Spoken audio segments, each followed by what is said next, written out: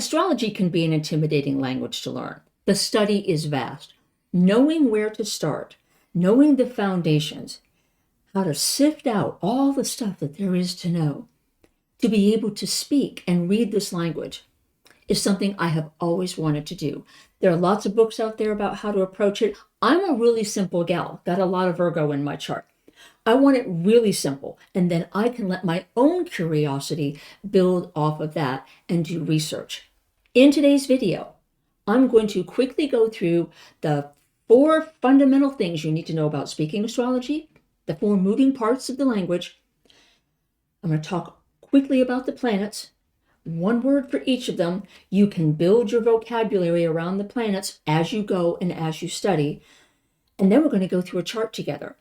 And we're going to see how just a few different pieces can help you get the gist of a chart. Now, before I go on, if you, for any reason, are triggered by squirrels, if you have a squirrel phobia, I'm sure there's a more fancy word for that. It's squirrel feeding time in the back. So there are going to be squirrels running back and forth. It's catertainment. We have 4 cats. So the cats sit on my windowsill here and they watch the squirrels and get extremely frustrated. But just know you're going to see squirrels running back and forth. Okay, let's hop into astrology. There are 4 moving parts to astrology. The planets are the psychological drives that all human beings experience. Aspiring to something, our inner motivations, the way that we approach getting things done, things like that. We all have those same psychological drives. Then you have the signs. That's the goal of the planet. What is the planet in that psychological drive trying to accomplish? Then we have the aspects. Which planets in your chart are talking to each other? They have 2 different psychological drives. That's for you to learn how to manage in this lifetime. We'll get to that in a second. The final thing is the houses. Those are life experiences that we have, and they're grouped together in generally 12 categories. We all experience those 12 categories. All of those moving parts are based on the modes and the elements. 3 modes are energy and how we get things done, and then the elements are the motive behind getting things done. I practice evolutionary astrology. Why are we here? Why is the soul here again? We get our chart for a reason. My interest is understanding what the invitation is from the universe for me to evolve. But I'm not looking to predict the daily events because that's not why we're here. We're here to experience life. If we try to predict it, then we're trying to control it, and then we're not feeling it. We are feeling beings. We need to experience the growth of our consciousness. So, why do you get your chart? The general idea is, at least for me, how I imagine it, is there's this vast library in the sky. And in that are the experiences of every human being that has ever lived on this earth. The sorrows, the traumas, the joys, all that. On the assembly line of little souls come these little beams of light. And before we drop down to earth, we get information from this vast library, things that we're going to try to improve upon in the story of humanity. So your planets in your chart, the assignments that they get, well, they're there for a reason. And you have been chosen to work through that story and contribute to the larger story of humanity. I imagine the birth chart as like a theater in the round. You're on a stage. You're at the center of that wheel where all those aspects are occurring. Certain planets are talking to each other with their unique psychological drives. Some are very close to you. They represent psychological drives that we have to work with on a daily basis to make sense of life. Some are further away. They're more interested in the construction, the long-range plan. And then you have some universal planets, is what you might call them, or planets that help with the unconscious, to bring the unconscious to the conscious. There are 3 of those, and they're kind of behind the stage. They are the connection to the divine, if you will, or I call it creativity. It's just the unformed, pure potentiality of whatever can develop. But those planets backstage, those universal planets, are there for a really special reason. So let's quickly jump into how long it takes these planets to go around the wheel. This chart illustrates how long it takes for a planet to go all the way around your birth chart. So those transiting planets, the transiting sun takes a year to get all the way around your birth chart to meet your sun where it was when you were born. So it has all these conversations with all your other planets within a year. Same thing with Mercury, and same thing with Venus and Mars. But the moon takes just 28 days to get all the way around the chart, constantly having conversations with everyone on your stage. And those ones behind the stage, well, sometimes those conversations are a little bit more difficult to understand. But you can see those unconscious or universal planets, they take a long time to get all the way around the chart. So when they stop to have a conversation with your chart, the conversation is a little foreign, but you'll get there. Here's a list of each planetary drive. It's one word. You'll get the gist of it as we start learning about the signs and the aspects and the houses. And that word will start to encompass more. But start here. The sun, in general, is our aspirations. The moon, our inner motive. Mercury is our perceptions. Venus, what do we value in life? What are we going to want to fight for? Mars, how are we going to fight for it? What's our style of doing things? Next, we have Jupiter. How are we going to see where we can expand our lives? How is that going to work for us? What doors are going to close so we can see the open ones? How are we going to overcome? That's Saturn. With the universal planets, where is Uranus, the idea of Mercury on steroids, going to tap into the universal mind and try to change our consciousness here, to reveal to us there is more than what we can conceive and more than what we are perceiving? And then you have Neptune, the Imagineer. How are we going to tap into those unseen realms, the things that we can't see or have or hold or touch with our senses? How are we going to tap into the grand dream of the universe, what is beyond what we can conceive as well? Uranus is more about awakening us. Neptune is more about leading us into that dream state to imagine what could be. And then we have Pluto, the idea of taking those traumas that I talked about earlier and healing those, bringing those up.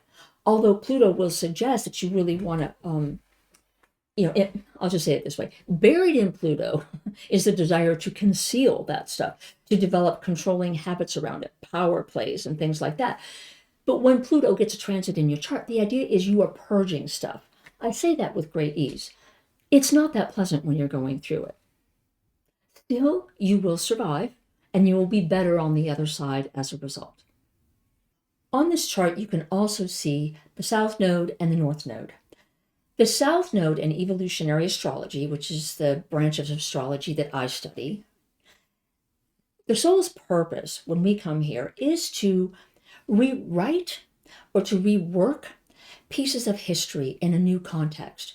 It's a whole new chart that particular trauma has. So we can be healed in a different way, explored in a different way. Well, that's the idea of the South Node. It's carrying forward that trauma. Kind of like Pluto, it has a similar vibe. It's not easy to see. It's behind the stage, and it's in a bucket. So if you imagine that South Node is kind of like in the UK, you have the hot tap and the cold tap. They're separate. So it would be the cold tap, right? Maybe there's ice on top of there, and you can't see what's underneath it, but there's stuff there, and you need to empty it out. You need to take a look at it. But that doesn't mean you need to throw away the bucket. The South Node has things that you've done well, lessons that you've learned, things that you can rely on that did work well, because there was such tremendous pressure back then in that traumatic period. That's kind of how I imagine it. Now, the North Node is just a suggestion. It's an integration point. Now, why do we have the nodes? The nodes are the crossing point of the path of the sun and the path of the moon when you were born. So if you look at your chart, that's where the sun and the moon's paths crossed. The South Node, the North Node. The North Node, again, is that idea of integrating your chart in that particular way. And when we get into the signs, we can talk about that more. But I don't want to confuse things too much at this point. So the path of the moon and the sun in your chart, their relationship, if they're connected, if they're not, or what they're connected to in your chart or not, is an important part of the story. Now, I would love to jump into the chart of America. If you have your chart, go get it. Because as we go through America's chart, you can look at your chart and you can start interpreting it in your way. I'm going to use the two techniques I taught in the first video. The modes, I'll throw up a chart here. And then the elements, I'll throw up the chart here. The modes are our energy, the energy that a planet will have, that a sign will have, that a house will have, that an aspect will have. So the modes and the elements are important. The elements are the motivation, right? Do I want to inspire? Do I want to communicate? Do I want to build and contain? Do I want to work on the sensory world inside myself, feeling, getting in touch with the unconscious? That's water. Let's go into America's chart. Alrighty, so here we have our Declaration of Independence chart, the United States of America. I have just put the sun and the moon on here along with the nodes. The sun and the moon are very important in the chart because they're the lights, the inner motivations that you have, the things that you do without speaking, the things that you do that are just habitual. You don't even question them. Inner motives. The sun, your aspirations, what you're here to accomplish, not what you are, what you're here to try to accomplish. Our sun is in a cardinal house. So it wants to initiate things. It wants to get things started. You can equate it to a juggler, likes to keep things going, right? Keep testing lots of different things. It's doing that initiation stuff because it wants to understand the idea of power. And in this particular house, it's in the element of air. So connection, the power of connection. It's aspiring to understand the power of connection. Then we have the moon down here in the third house. That moon is our inner motivations. It's in an air house. It wants to connect. That's its motive. How does it do that? It's adjustable. It's mutable. It's recognizing the internal flow of when things begin, when things need to end. It's always assessing that. I equate it to something that is tilling something. So the cardinal element is a juggler. Get things started. Understand the power of me being able to catch one ball in the same hand and the other. How do I need to move that? And then adjusting, tilling the soil, moving things around. Now it's tilling air. This internal motive thing, this connection to the inner realm, the emotions and things like that, is tilling air, keeping the air moving. And emotions are kind of a watery thing, right? It's kind of a flow of things. So how would you interpret that?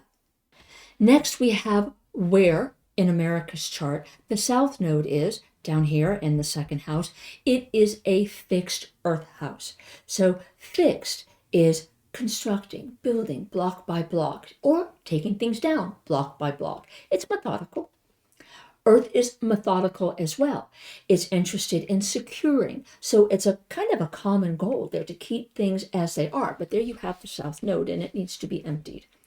Interesting. Now, up here in the 8th house, which is also a fixed mode, but it's fixed water, it's like having a glass of water. It's contained. It can overflow. It can slowly evaporate. You could also equate it to a pond or something like that. And this is where the language of astrology, it uses your own insights. It uses your own metaphors, okay? And that's how we all can read our own chart and find the answers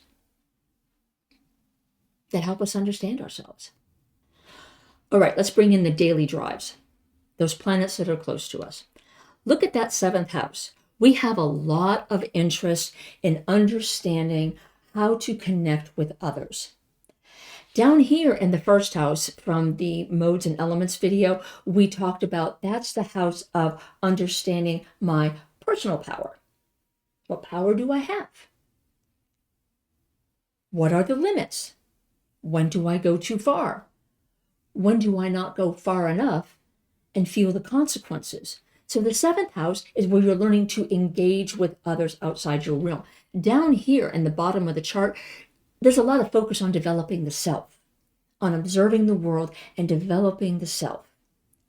If you have planets down there, it doesn't mean you're selfish. It means that there's a deliberate focus from the universe to ask you to do that work And by doing that work, you will help us be a better world. So in America, a lot of charts up here in our Constitution, we declared our freedom from Great Britain. A lot of planets were placed there to ask us to reach out and talk to others. We have Venus there. We value those relationships. We want to understand what other people think. It's not necessarily so we can do what they want us to do. The focus in the seventh house is still about me, but you realize you can make more progress by getting the help of others than just by working with yourself. There can be a lot of people-pleasing behavior in the seventh house. There can be a lot of watching others and not saying anything to see how things unfold. Remember, it's an air house, right? To see how things unfold before showing your cards. But all of our planets, remember, are trying to help the sun. So that you have other planets in that seventh house trying to help the sun, it strengthens that in a chart. Whatever is close to the sun or talking to the sun through aspect strengthens, adds to that story of what you're aspiring to. Venus, our values. We value those personal connections. We value connecting with others. We want to take action around doing that. Mars is there. We want to expand our vision along with the sun right there. That's a lot of emphasis on that aspiration. It's all in that seventh house. The intention of having planets there is that you are going to grow from those connections with others by meeting that resistance, because other people are just going to want things differently than you do. So there's a lot of growth that happens there. So that's why there has to be a lot of negotiation or diplomacy. Up in the eighth house, remember, that's that fixed water glass. We have Mercury. Mercury is thought. It can be kind of like lightning if you want to think about it that way. So our perceptions are in this fixed water house, and that would suggest that we might be a thinker with a motive. It's fixed water. And remember, water is that inner world. It's sensing. What are other people thinking? The eighth house is coming right after the seventh house, where we are learning to negotiate with our brains. Now we are progressing into the next house, where we are learning more about that inner world. And Mercury is there. So it might be a little calculating as well. You're about the perception, the thought process. You might wonder, because it's fixed water, fixed emotion, doesn't want to change, there might be some mistrust. Because anything that goes outside that container would be a concern. It's fixed. It wants things the way it wants things. Now it's perceiving. So it would suggest that there is both an ask here from the universe to learn to work through some trust issues, but to also learn to sense before you speak. Because again, in that fixed water house, there's risk there. If more water pours in than what it can handle, it overflows. Up here in the 10th house, we have Saturn. How are we going to overcome? Well, how are we going to overcome invites the question of, what will we need to overcome? That would be, the invitation of the 10th house, which is cardinal, juggling, dirt, earth, air that wants to contain. So you're juggling earth, or you could call it, cinder blocks, whatever. You're juggling that, right? So Saturn in the 10th house is learning to overcome obstacles to its social standing, that structure that it wants everyone to see, that is strong, that cannot be challenged. And over here in the 7th house, you have all this activity in air, a very different element than earth. Remember, air is forward-looking in the last video, and earth wants to retain, tends to be past-looking. Just in the chart alone, there's a real difference here in what you're aspiring and what you're going to need to overcome. America has some issues here about wanting to be prominent on that world stage, to be seen as someone who is able to overcome endless obstacles and can still stand strong, right?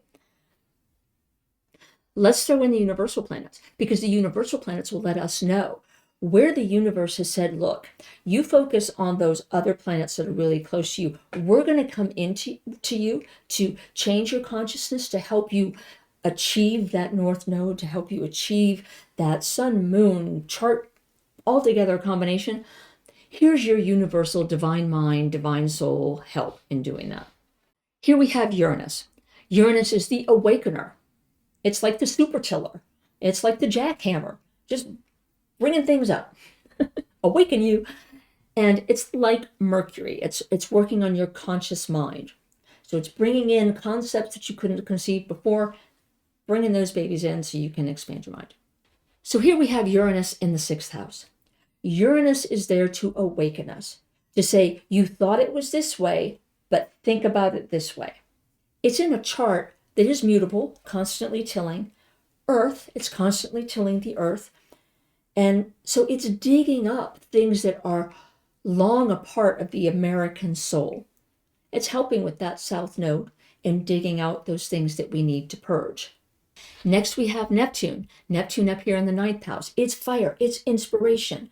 It is a mutable house. So you have the tiller, right? And it's with fire. It's all these little sparks going all over the place. And Neptune is dreaming. We have big dreams. We start a lot of little fires. And then you have Pluto down here in the 2nd house. Again, it is fixed earth. It doesn't want to change. It's cinder blocks. And there you have Pluto, the purger, the stuff that you hide. I equate Pluto to the excavator, right? It's the guy coming in and knocking on your door, the plumber who hasn't bathed in like a month, who's wearing the pants all the way down, showing his whatever, knocking on your door, boots dirty, stinks to the high heavens and wants to get into your basement. You slam the door. You say, absolutely not. That stuff is mine. That's private. You're not going down there. Like, yeah, no, man, you're affecting everyone else on this earth. I'm going into that basement. So they rip open the door, they go down there, and they're looking for the toxic stuff, and they bring it up. Now, if you are fixed and you are cement, fixed earth, how willing are you going to be to do that? Not too willing. But why did we get that, Pluto? There are a lot of fixed ideas, and that 2nd house is about the values that we hold. And we'll get into that more when we talk about the houses. There's a lot of stuff stored in there. We know one of the themes is slavery. That one came right over with the UK and America, and all the people who, developed this country were strong on that idea. Yes, we had a civil war where we battled that, but we all know we have a lot of work to do in that area and a lot of things to face. Goes back up to that Neptune up there in the 9th house. Can we keep that fire going? Can we keep our focus on it? Especially when we have all this stuff in the cardinal air house. Cardinal isn't there to build. It's there to juggle. It's there to keep things going. It's learning its power to keep things going, to initiate. It's not learning its power to build. But Pluto is over there purging. That is not to imply. Hold on. That is not to imply that these things are not to be accomplished. They will be in stages and in steps. The story keeps evolving. The planets keep rotating, keep touching in all these different conversations. There are great conversations that you can watch on the internet about the astrological transits that have affected America. If you watch Heather Cox Richardson, I love to watch her and then take the dates and the history bits that she shares and look at the charts to see what was going on in America's history, or in America's chart at that time. It's fascinating. That said, just because you have a Uranus return, and in the previous story of America, an event happened, it doesn't mean it's going to be repeated again, because all the other planets are in different locations. All the other universal planets were in different locations, and the story has evolved. We're not about repeating history. We're about trying to learn from history to do things differently. And all these new souls that are here are helping us do that. You're here as part of that story, wherever you are in this world. If you are outside of America, just saying, you don't need an astrologer to read your chart for you. If you look at your chart, you get to know your chart, and you watch it on a daily basis, and you understand astrology, the basic building blocks of astrology, I'm pretty sure you're going to get the insights that it's offering you. So if you're having an issue, by all means, Look at your chart. I love this language. And I thank you for joining me, and I'll see you next time when we talk about the signs.